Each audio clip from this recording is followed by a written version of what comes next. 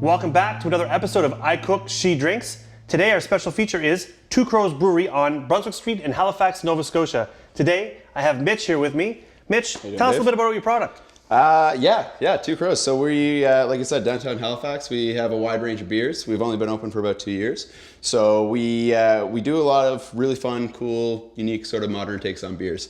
So a lot of things that we do, we take a traditional style of beer and then we add our own little Two Crows twist. So we can take a traditional Belgian wit beer, add a little North American hops, make something sort of nice, cool, fun, refreshing. You know, try and stay ahead of the game. Yeah. So tell me, what came, the whole idea of Two Crows, where does that come from? Because you know with a name, you got to wonder where it comes from. Yeah, absolutely. So we have three owners, husband and wife, Mark and Kelly Heisink, are here in Halifax. Kelly grew up really, really superstitious. So there's an old Scottish nursery rhyme, goes one crow sorrow, two crow joy, three crow girl, four crow wedding, sort of goes on and on. So growing up. How many crows before you get a lot of money?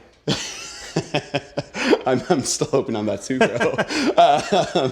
So you see one crow walking down the street, it's sort of a bad sign, sorrow. So you always look for that second crow in life. Usually a good omen, brings a little bit of joy. So that's where we came up with the Two Crows name. That's pretty cool. And then Jeremy, our other owner, is our brewer as well. So that's our sort of ownership team. And then I just sort of try to drink as much as I can. Yeah. You know what? That's Me too.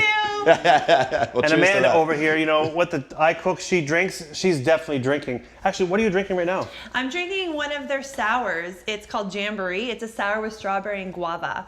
So it's really refreshing and I love it. So Mitch, tell me, what are the tasting notes on the on this one here, the Jamboree? Really big, fun, funky flavors. We added a whole whack of fresh strawberry and guava to it, so big tropical sort of fruity notes. And we used a Norwegian yeast strain that plays up those tropical flavors. So yeah, super enjoyable, super refreshing. It's going to be that sort of patio pool beer for the summer. That's awesome because you know we have a great backyard here. We have a pool, we have a hot tub.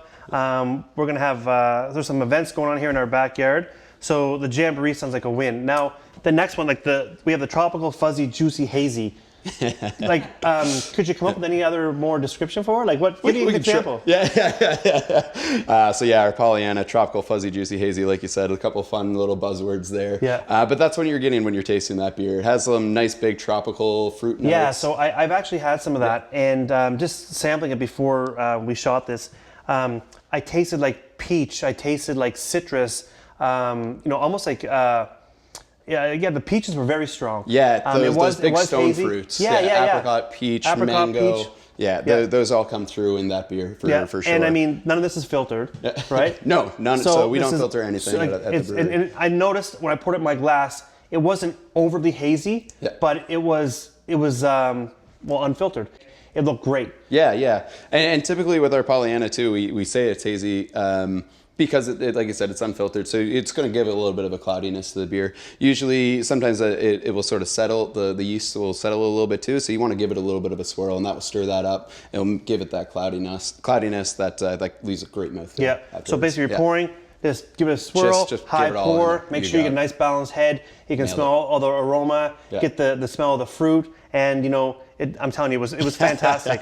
Now it's a dangerous beer. It's 7.3%. It goes down like it's that's a light why beer. I feel the way I do right now. There it is. Yeah. So, and listen, you guys do a lot more than just what we've brought today. Yeah. But let's touch on the next one. So the next one so far has been standing out for me to be my favorite. Okay. Perfect. I'm not saying any of them are better than the other, but for me, I find the bright, citrusy, herbal, refreshing.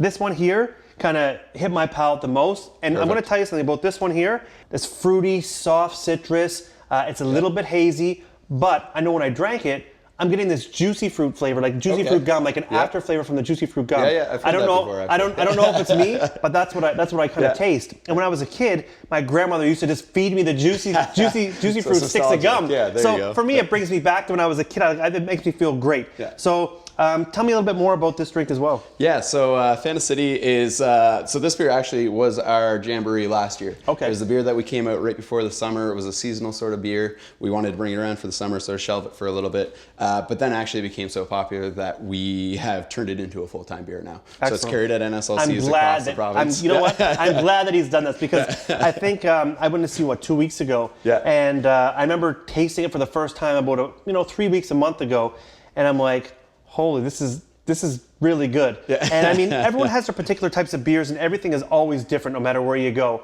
And I'm really appreciative that different breweries and distilleries for their flavors. And this one really stood out to me, which made me want to reach out to you guys, obviously. And I think this is great. How is this as a seller? So it's doing quite well. So like I said, it's available now in NSLCs across the province. It's available in the cold rooms in a 4-pack. Right. So that's going great. Yeah. You need to start selling that in a 12-pack. 12-packs, yeah. We might have to look at that now once you start buying a couple cases a week. Yeah. 4-pack's just not enough. Yeah. So it's been great, and it's now available in a couple other provinces around Canada as well. We just sent a couple pallets out to New Brunswick and into Alberta as well. So it's taking off as a great beer for us. Excellent. So this is also available throughout Canada. In different areas. Have they thought about doing anything internationally, anything in the United States? So yeah, we've actually looked at a couple different things. We went on a trade mission into the U.S. in December. A couple of us went down to the New England area, Massachusetts, Connecticut, Maine. And those are big producers. There's a lot of people producing phenomenal breweries tons of beers. We were in Bangor, Maine. In Bangor, typically everyone knows is just this little corner in the middle of northwest or northeast United States. And there's a ton of great beers there. Bangor, Portland, some of the best beers in the U.S. are being made in Maine. So we have some interest there that we're working on now. We've sent beer as far away as Australia. Nice. So we've done that a couple times over the last 2 years. So I'm just waiting to go on that trip, and I can't wait. Well, when you go, you're going to need a rep to go with you. Exactly. I'm more than welcome to film an Perfect. episode of I Cook, She Drinks Bring with the you. cameras, and we'll call it a day, right? Yeah. We've been getting a lot of great attention. When we first opened, there's a publication in the U.S. called Beer Advocate, and they named us one of the top 50 breweries in North America. That's actually amazing. In 2018, which was awesome news for us. It was really, really surprising, and we couldn't be more thankful. So it's been a fast and furious 2 years. Excellent. So, this is just 3 of your product, okay? And there's a lot of breweries when you go in. There's a ton of different flavors, and I went in and I didn't feel overwhelmed by your selection. Sure. I know you're still new and you have some great flavors, but what are some of the other things you're producing? I've seen some other things in your fridge there, and I've tried a few and they were fantastic. Give me an idea of where you're looking to go, and what are some of the other things that you have on your shelf right now? Sure. So the biggest thing that we like to do is we play a lot with different yeast. So yeast, super important part in beer, but there's so many different things you can do with it, so many different kinds of yeast. So we've started a really cool barrel aging program. So we have 4 big oak barrels. They're about 22 to 2,400 liters a piece. Those are pretty big. They're pretty massive. 2 of them used to hold Calvados, which is an apple brandy, and 2 used to hold Cognac, which is cognac. And they all came from Normandy, France. They're all about 65, 68 years old. And so we age beers in there with a bunch of different wild yeasts and bacteria that come out with some really cool, funky farmhouse sour sort of flavors. And plus we have a range of barrels from the U.S. as well that are ex-tequila, gin, port, peach brandy. Shh, you gotta be careful. When you mention tequila around my wife, she automatically starts to get too excited. Can we make margaritas? Oh my God, we so can use that. Tequila barrel aged beer you might be in? Yeah, perfect. The iceberg. Have you seen our iceberg episode? Oh, okay, there you go. So it's like a margarita and then you put a beer in it. It would be good to blend with. I think would be fantastic with one of those is actually using this tropical fuzzy juice and hazy. This one here, the Pollyanna, I think would be fantastic with one of those drinks. So if you get a chance, check that out. Tell us about, do you have any saisons? Saisons, yeah. Saisons, we do. Yeah. Saisons, we do. We do a couple different ones. So right now we actually have a dark style Belgian Saison, so a little bit different. We added a bunch of coriander, cardamom, black lime, orange peel, things to play up those flavors. And then we actually have a new one coming out in a couple weeks called Getting There, and it's a wild Saison. So pretty neat as well. And then we have one that's been barrel aged in one of those big fooders that we did with a brewery called Dagorad out of Vancouver, BC, or Burnaby, BC, sorry. Shout out to Dagorad. They won Canadian Brewery of the Year last year. So super stoked to be working with those folks, and that one's coming out in a couple weeks. So we do try to do a lot of those Belgian-inspired beers, again, with like that wild bacteria, so that adds a nice sort of cool, unique Two Crows flavor to it. A lot of talk. There's been no action at this point. Let's taste this beer. Sure thing. So, what one do you want to start with?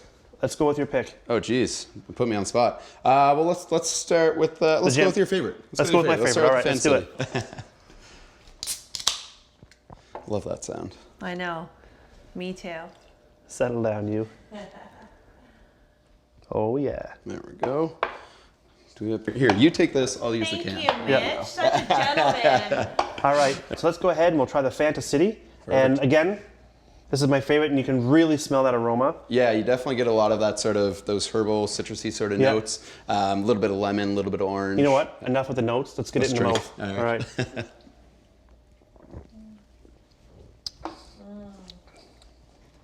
I love that beer. It's a patio beer through and through. It's super light. It's not super hoppy. You get a good aftertaste. It doesn't leave a bad taste in the back of your tongue. This is I think it's a really good rounded beer for my flavor. So I really like this one. It's gonna be hard to compete with this, I think. All right, so we'll go with the Jamboree here. All right, next. gonna switch it up here. Yeah, we'll balance it out with a little bit of that sour tartness. Yeah. Now I've had some really good sours. A lot of people are producing a lot of really good sours lately.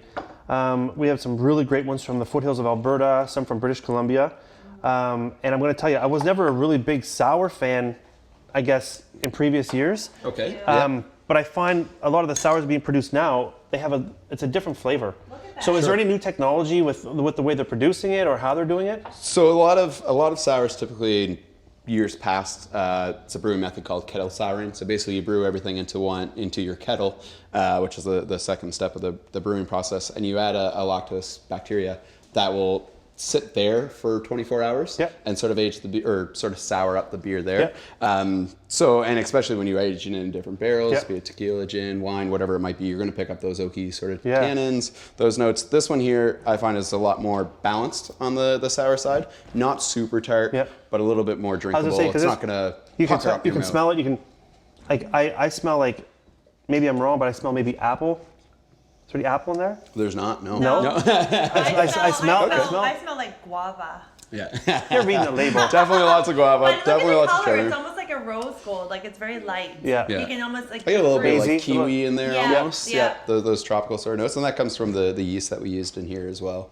It smells fantastic. Let's drink it. Yeah, thank you. So yeah, you get a little bit of that tartness, but it's not sort of grabbing you at the back of your throat. I really feel like I can taste the guava. Okay. Cool. For me, that's what stands out more. So now you can taste I it. smelled apple, but I taste guava. I think we added about like 400, 500 pounds of fresh guava in there. So I hope That's you can taste it. Yeah.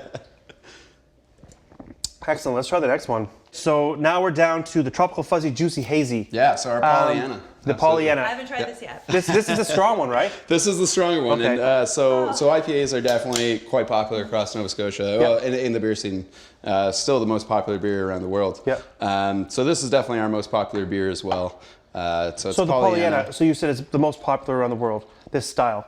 So this style, yeah. Yeah. So tell me briefly what the style is. Like, what is it that makes it a Pollyanna? Sure. So it's an IPA. IPAs basically originated years and years and years ago, back when British folks were in India fighting wars or whatever they were doing there. Maybe they're just hanging out. I don't know my history that well. But they basically used to brew beer in Britain, put it on boats, send it over to their troops, their folks in India. And by the time they had to sort of brew higher strength beers, they added a lot of hops in there to give it more flavor to sort of try to survive that journey a little bit. So when the beer got to the folks in India, that's what they got used to drinking. They had a daily ration. It was better to drink beer than it was actually to drink water back in those days. I think it's always better to drink beer than water. I completely Let's agree. be honest. Yeah. Come on, guys. My health attests to that. Basically when everyone went back to Britain, that's the style of beer that they wanted. They wanted that India beer, the beer that they had. So that's how the IPA was sort of born. It means India Pale Ale. So the India Pale Ale, the IPA, there's different variations. There's English styles, there's West Coast styles. We have Northeast or New England styles now, which are a little bit more on the tropical side. So this one's a little bit blend of that Northeast and that West Coast IPA. So you get some of those sort of bitter piney notes up on the front, but then those big tropical sort of stone fruit, mango, peach, apricot vibes come through, and it really balances out that alcohol. I can smell the apricot in this one and the pine. Yeah, give it a swirl, dig in, and get some head on there. Yeah, it sort of balances out that heat from that alcohol too. It's 7.3, but you never sort of be able to tell. So a couple of these will put you on skates. Ooh. Man, I'm going to tell you, I find a big problem with this one. It's a dangerous beer. Dangerous beer. This will be a creeper because it doesn't taste. It's not strong. No, exactly. And when you put this back, the notes are so soft that you can get in a lot of trouble. So Guys, if you're going to be drinking the Pollyanna, stay your ass in the backyard. Don't operate any equipment. Maybe a 4-pack is all you need for this one. Oh, you get on skates pretty quickly. Yeah. Yeah. So again, guys, you know, I'm really happy to have you guys on the show. Thanks, Mitch, for showing up. Thanks for having us. Appreciate it. Yeah, this is great. How do we get in contact with you? So you can always find us at social media, Instagram, Facebook, Twitter. We're at Two Crows Brewing with the number 2. Online, twocrowsbrewing.com. And anywhere in Nova Scotia, you can order beer right from our website, and we'll ship it right to your door as well. Oh. That's amazing. So we're trying to be flexible with that because we know some of our smaller beers aren't available province-wide, so we're trying to make it more accessible. Now, saying that, typically, how long does it take to order the beer? We ship out every Monday. So if you order, anytime you order, we'll ship it on Monday. It usually takes a day. Excellent. So guys, quick, remember, if you're not able to get to Halifax, and check out Two Crows. They will deliver to you. And again, you're going to have other provinces as well. So Atlantic provinces, BC, Alberta, Manitoba, Quebec's coming up. Newfoundland, actually, you can get Pollyanna across Newfoundland. So excellent. We're getting kegs. We do. So you can also buy kegs right in our tap room. You get that shipped right to your door, guys, a whole keg. This one was a keg. And we do have a beautiful tap room right down on Brunswick Street, so it's open to the brewery. Great. Yeah. You can sit down, grab a pint 7 days a week. So excellent. It's a lot of fun. So guys, we have Two Crows here. It's been a great day. Sampling their beers. They do have more than what's just sitting here. Man, it's been a half an hour, and I haven't had anything in my stomach, and I'm putting these beers back. And I'll be honest, I feel fantastic. So Two Crows, good luck, double time. I love it. Thanks a lot, Mitch. Cheers, guys. Appreciate it. Thanks for having us. All right. Thanks. This is our feature episode on Two Crows Brewing. Stay tuned for our next episode next week. See who it is and tune in. See you next time on I Cook, She Drinks.